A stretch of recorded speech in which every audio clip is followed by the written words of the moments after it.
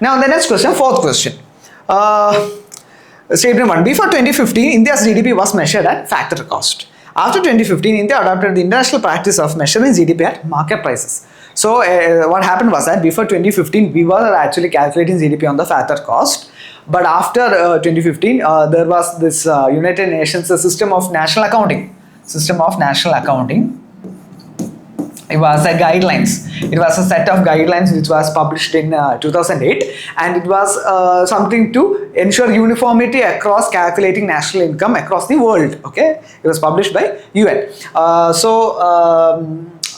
India actually used that same system of national accounting in 2015. Okay, the revision happened in 2015, and they adapted that international practice of calculating GDP at market price. Okay, so understand market price. We just previous question we actually solved which of which was there. So please understand what is market price. Please understand factor cost. So here we can say that both these statements are correct, right?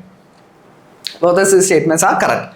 Okay, so if you look at that, both statements are correct, but does statement 2 actually explain statement 1? Okay, so to do that, just put a because here.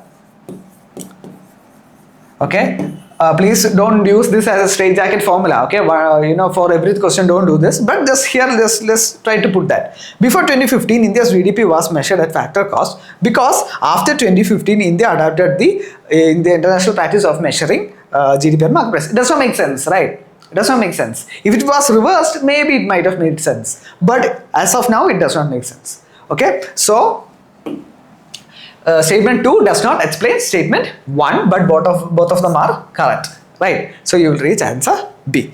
So I hope this is clear. Please go through the key as well.